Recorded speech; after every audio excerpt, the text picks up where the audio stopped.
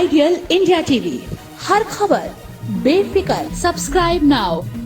जो लोग medical engineering में मातृभाषा में शिक्षा, हिंदी में शिक्षा के समर्थक है, उनको कहना चाहता हूं कि आज का दिन इसलिए महत्वपूर्ण है कि आज से टेक्निकल एजुकेशन और मेडिकल एजुकेशन में हमारे बच्चों को, हमारे विद्यार्थियों को अपनी भाषा में शिक्षा तो मिलेगी ही, इसके साथ साथ आगे बढ़कर R&D की व्यवस्था भी अपनी ही भाषा में करने की दिशा में भारतीय जनता पार्टी की सरकारें आगे बढ़ेगी।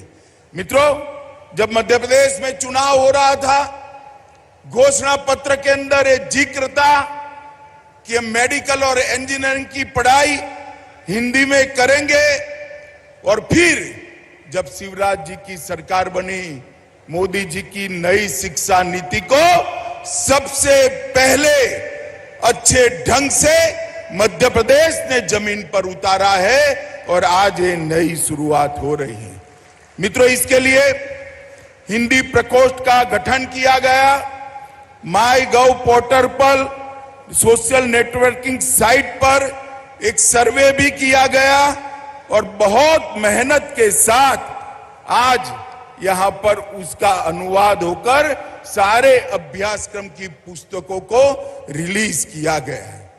मित्रों, जो विद्यार्थी मेरे सामने हैं, उनको मैं कहना चाहता हूं कि सोचने की प्रक्रिया, किसी भी इंसान की सोचने की प्रक्रिया अपने मां की भाषा में ही होती है, अपनी मातृभाषा में ही होती है।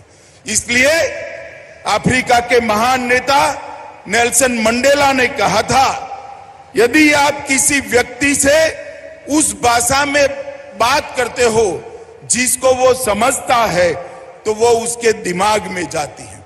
मतलब अंग्रेजी आती है, कोई हमें अंग्रेजी में बात करेगा तो हमारे दिमाग में जाएगी। अगर आप उसकी भाषा में, मातृभाषा में बात करते हो तो वो बात उसके दिल के अंदर पहुंच जाती है। इसीलिए दुनिया भर ने, शिक्षाविदों ने मातृभाषा में शिक्षा पर बड़ा महत्व दिया था, क्योंकि सोचने की प्रक्रिया, संशोधन की प्रक्रिया, अनुसंधान की प्रक्रिया, तर्क की प्रक्रिया, विश्लेषण की प्रक्रिया और निर्णय पर पहुंचने की प्रक्रिया हमारा मन हमारी मातृभाषा में ही करता है।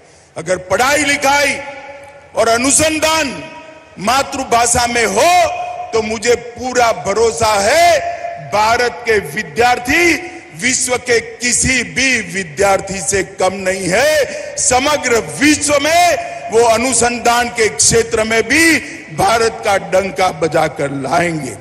मित्रों, दादा भाई नवरोज जी ने 19वीं सदी में ड्रेन ऑफ वेल्थ की थियरी रखी थी। यहां से धन को खींचकर विदेशों में ले जाते थे और 21वीं सदी में वही ताकतों ने ब्रेन ड्रेन करने की थ्योरी अपनाई। हमारा भारतीय बच्चों को उन्होंने अपनी भाषा में पढ़ाकर ब्रेन ड्रेन थ्योरी को आगे बढ़ा। अब Modi ji brain drain theory को ब्रेन गेन थ्योरी में बदल रहे हैं। आपका दिमाग इस देश के लिए है, पूरे विश्व के लिए है और इसका उपयोग अपनी मातृभाषा में कर आपकी चिंतन की क्षमता को, आपकी तर्क की क्षमता को, अनुसंधान की क्षमता को हम आगे बढ़ाएंगे। गांधी जी ने भी कहा था, सिर्फ आजादी से कुछ नहीं होगा। रसायन शास्त्रियों, इंजीनियर और मेडिकल के डॉक्टर जब अपनी भाषा में पढ़ेंगे तभी जाकर वो देश की सच्ची सेवा कर पाएंगे, दुनिया की भी सच्ची सेवा कर पाएंगे। मुझे आज बड़ा आनंद है कि त्रिभाषा के फॉर्मूले को मध्य प्रदेश के शिवराज सिंह ने बहुत मन से स्वीकारा है और आगे बढ़ रहा है। मित्रों, आज मोदी जी के नेतृत्व में नई शिक्षा नीति के माध्यम से हमारी भाषाओं को महत्व देना शुरू हुआ है। जेईई, नीट और यूजीसी देश की 12 भाषाओं में एग्जाम देने की व्यवस्था, परीक्षा देने की व्यवस्था नरेंद्र मोदी जी ने की है। कॉमन यूनिवर्सिटी इंटरस्टेट 13 भाषाओं में, देश की 13 भाषाओं में आप दे सकते हो।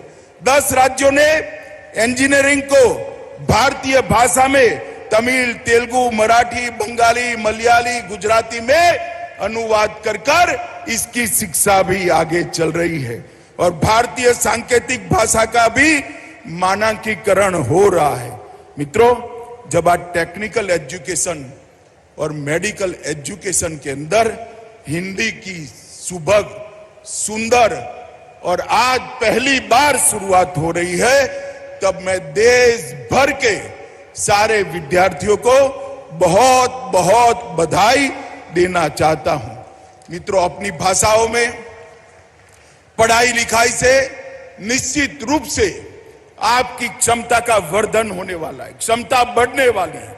और मैं आज देश भर के युवाओं का आह्वान करने चाहता हूं कि भाषा की ये लघु ग्रंथि से आप बाहर आ जाए। लैंग्वेज के कारण इंफीरियरिटी कॉम्प्लेक्स सहन करने की जरूरत नहीं है, पालने की जरूरत नहीं है। इस देश में अब नरेंद्र मोदी जी की सरकार है। अपनी भाषाओं में आप आपकी क्षमताओं का बहुत अच्छे तरीके से प्रदर्शन कर सकते हो।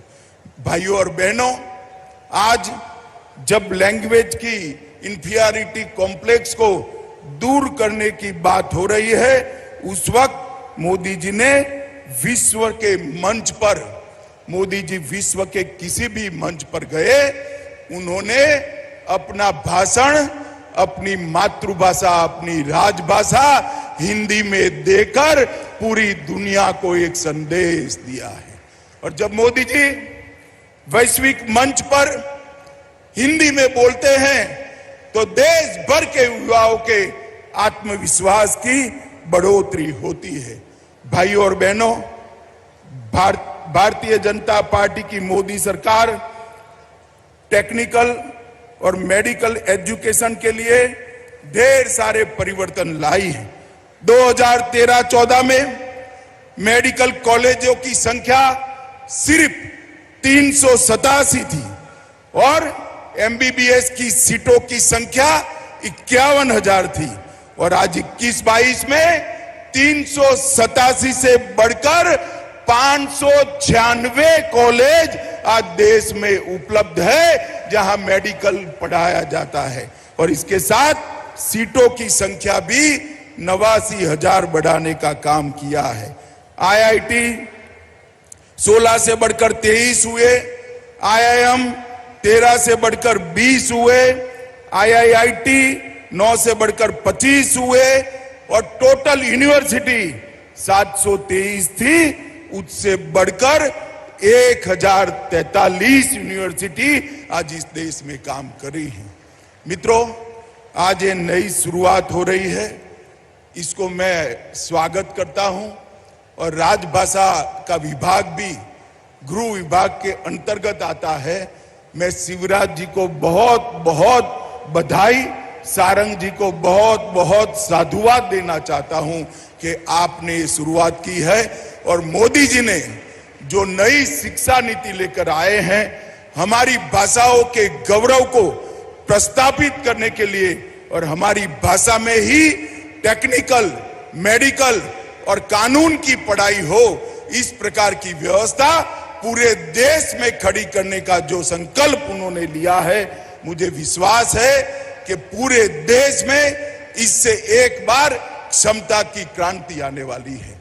मित्रों, कई सारे लोगों ने जो अंग्रेजी का प्रचार प्रसार करते थे, उन्होंने भाषा को बौद्धिक क्षमता के साथ जोड़ दिया। भाषा और बौद्धिक क्षमता का कोई लेन देन नहीं है। भाषा तो सिर्फ अभिव्यक्ति करती है, बौद्धिक क्षमता बच्चे के अंदर ईश्वर ने दी है जो शिक्षा से उसको निखारनी है। अगर मातृभाषा में शिक्षा होती है तो बौद्धिक शिक्षा, बौद्धिक क्षमता को निखारने में बहुत बड़ा फायदा होता है। आज मध्य प्रदेश के ढेर सारे विद्यार्थियों को अपनी भाषा में मेडिकल और 6 माह बाद अपनी भाषा में पॉलिटेक्निक और इंजीनियरिंग की पढ़ाई लिखाई करने का मौका मिलेगा। मैं सभी विद्यार्थियों को बहुत बहुत शुभकामनाएं देता हूं और मुझे पूरा भरोसा है कि आज जो शुरुआत हुई है इससे अनुसंधान के क्षेत्र में भारत विश्व में बहुत आगे जाएगा। हमारे बच्चों की भी क्षमता अनुसंधान के क्षेत्र के अंदर अपनी स्वभाषा के कारण अनेक गुना बढ़ेगी और विश्व को इसका परिचय होगा, इसका मुझे भरोसा है। आइडियल इंडिया टीवी, हर खबर बेफिक्र। Subscribe now.